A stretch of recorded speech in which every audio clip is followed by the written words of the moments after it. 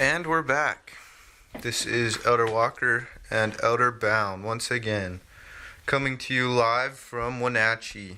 So, this week was crazy. Sorry, I was telling Elder Bound what day it was because he got a brand new journal. Are you writing in it right now? No, I'm just creating it. Just creating it. We've talked a lot about journals this week. We were on exchanges with the APs, and they talked about an everything journal, where you just literally write down all of your notes, and then your journal and any studies, just everything all in the same journal. So Elder Bound is committed to that, and he's gonna Actually do it. Yeah, he's gonna actually try to start writing in his journal again. Hey, we're getting a phone call. Hey Elder, what's up? It's Elder Walker. So Elder Bound's gonna go take a phone call real quick, but this week was so crazy. We spent 14 hours in the car. Yeah, 14 hours. So it started off on P-Day. We had a super good P-Day. We played a bunch of soccer, and it was really fun, and I'm really out of shape, but I still whooped on everybody. And then Tuesday, we had to wake up at 5:15 to get ready for MLC. Well, flashback. Monday night, the OMAC zone leaders, which one of them was a past companion, Elder Donachie. He was my second companion in the field.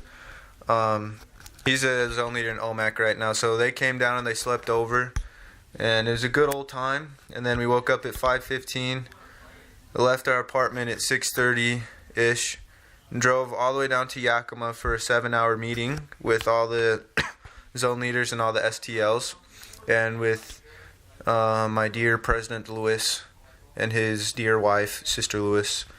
And we had a super good meeting, talked a lot about planning, and talked about the Christmas initiative, Light the World. We're going to do Light the World again, and it's going to be sweet.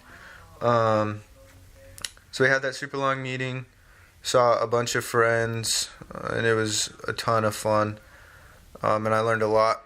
And then we drove back 2 hours back up to Wenatchee, and that was Halloween.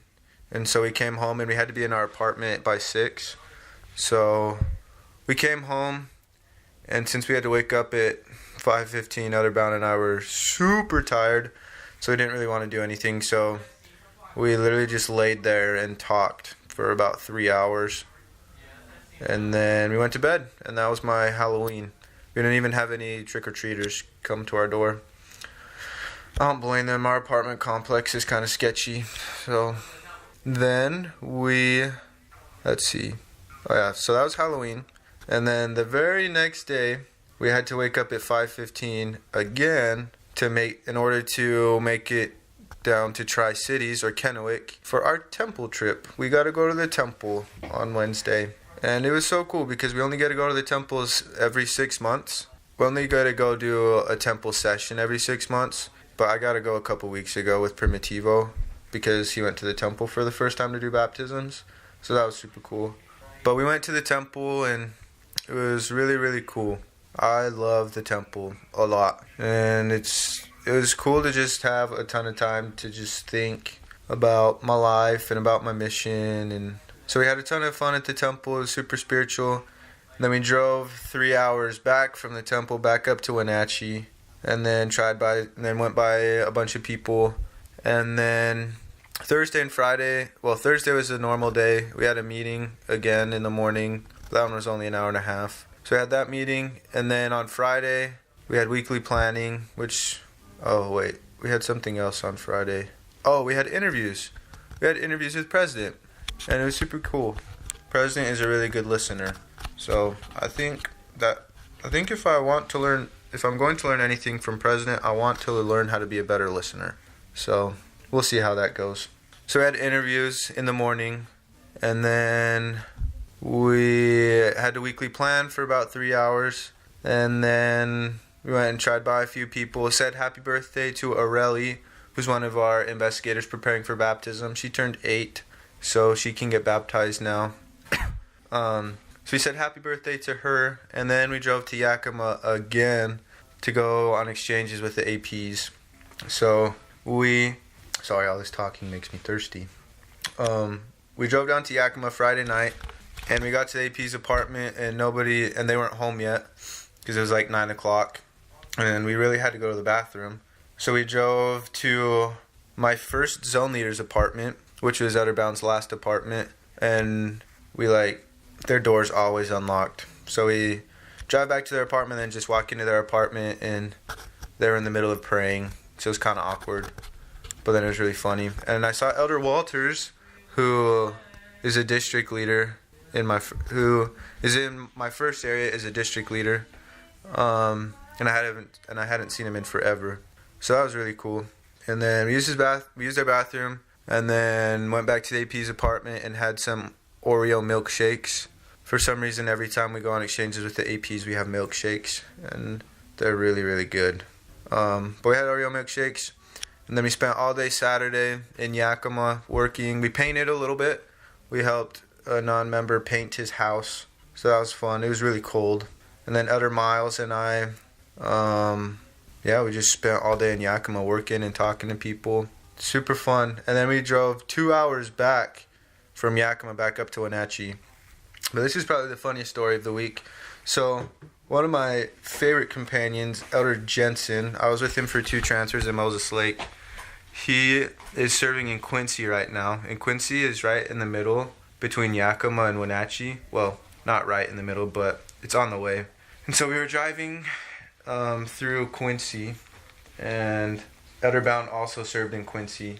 So we're driving through, and both was like, dang, we have to go to the bathroom, and I missed Elder Jensen, and I wanted to see him again.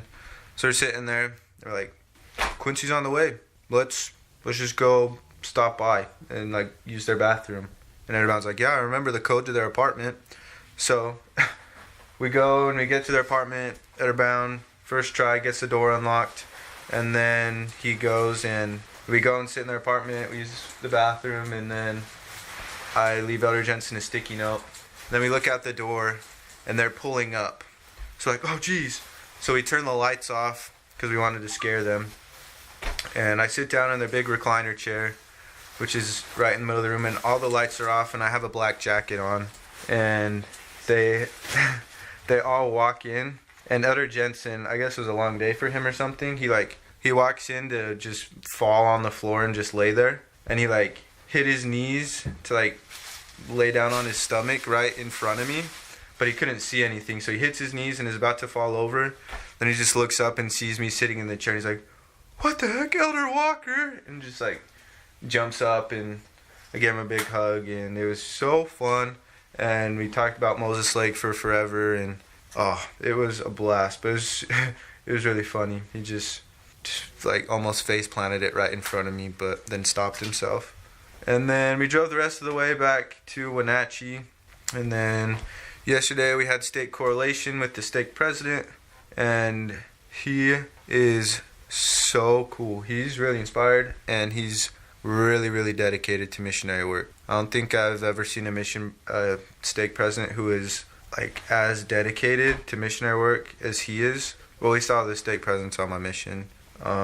So yeah, it was really cool. This is a secret, and nobody can know this, so you can't tell anybody that you know in the Wenatchee stake. They bought 1,200 Books of Mormon.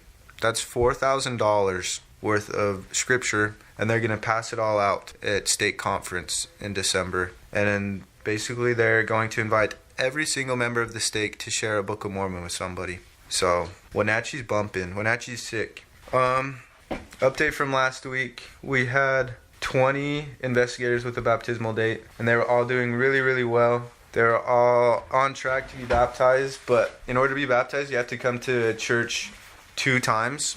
And so we were working really, really hard with them, and we told them all that they had to come to church, and then 9 of them didn't come to church. So now we only have 11, but only 11. 11's still a really good number. It was kind of a bummer, though, seeing 9 people fall off date, but we literally did everything we could. We stopped by their house as much as we could this week. We stopped by on Sunday making sure they were all going to come, and I guess they just didn't see it was important. But we're going to keep working with them, and we're going to make sure they all get baptized. But the Adame family, which is a family of 10, most of them came to church. Eight out of 10 came to church. And that's pretty dang good. The Adame family is really, really cool. And they are for sure going to get baptized this time. And also Genesis Zamora, who's the daughter of Leonel, who got baptized last week. Well, I guess the week before that. She's also going to get baptized. So life is good right now. Life is super, super good. Being in the car for 14 hours makes the week go by really, really, really fast. So I'll try to think of something to add to my weekly email. But yeah, super cool. Christmas is coming up, so we're already listening to Christmas music. Sorry, Mom. I don't have to listen to the Thanksgiving rule while I'm out in Washington. I love you guys. Have a good week. Bye.